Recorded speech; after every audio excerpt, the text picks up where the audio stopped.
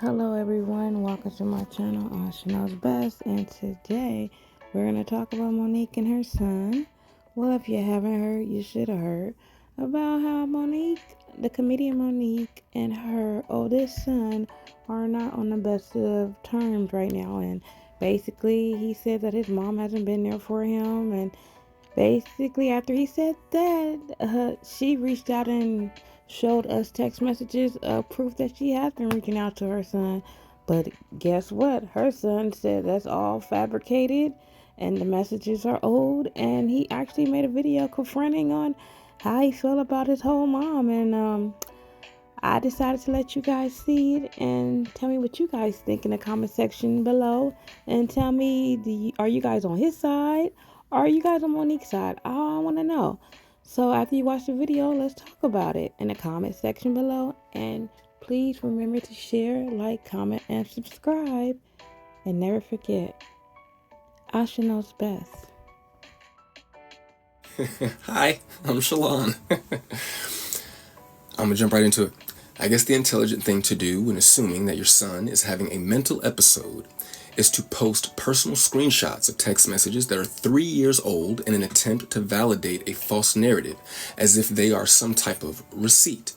You also invaded the privacy of my daughter's grandparents by posting your receipts.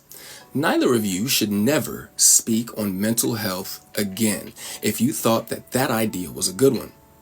As a person who lives with mental health issues, let me be the first to educate you that there are individuals who have taken their lives, harmed, and also taken the lives of others for doing the very thing that you so proudly did and your fan base pats you on the back for, which is very telling to how strangers will buy into your toxicity. Picking up the phone to check on your son that you believe is having a mental episode to make sure that he is okay, while also making sure that your granddaughter is safe, is too much to ask, I guess.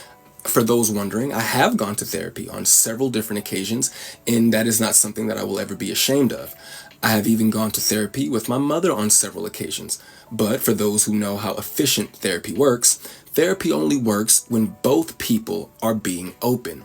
My mother was still in her 15-year-old mentality phase during that time, so I guess I understand why she did not know how to be open with me during our sessions.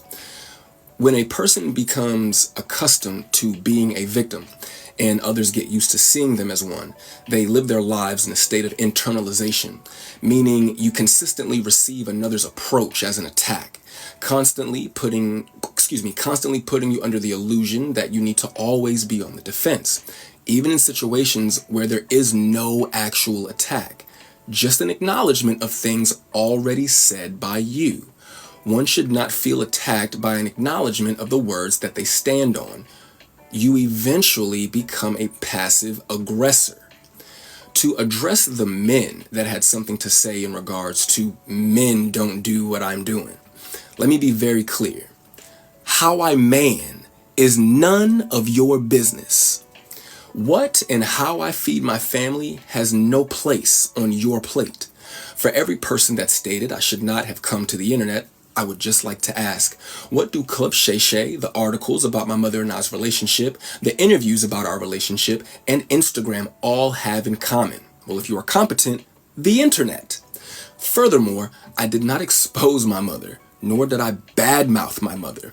I simply provided context to what was already being said about me, while also explaining why I don't speak to them directly. The reason those that feel negatively about what I said are just having a hard time differentiating between Nikki Parker and Monique. Please stop with the cornball idea that a celebrity can talk about a family member on the internet for years, but God forbid said family member says any one thing, and you all are outside with tiki torches and pitchforks defending not the actual person, but the idea of a person. These people are in an industry that is efficient at making money off of what is pretend. So in essence, you are defending a character. I love my mother, and it took the birth of my daughter to help me begin to understand the value of a mother. I am very proud of my mother though, and I'm proud of the things that she has accomplished and will go on to accomplish in the future. My mother's bad, man. I watched that woman go from Baltimore to the moon. That drive is also in my daughter's blood. Not only is she still my mother, she's also a part of history, and I would be doing my daughter a disservice by not telling her about who my mother is and was. But since those messages that you posted were used as some type of a receipt to validate your false narrative, I figured I would take some time to gather up my receipts to validate my decision to move forward with my life without my mother in it. I do want to thank you all for listening for the now final time that I will ever address this topic, and I will leave you with my receipts.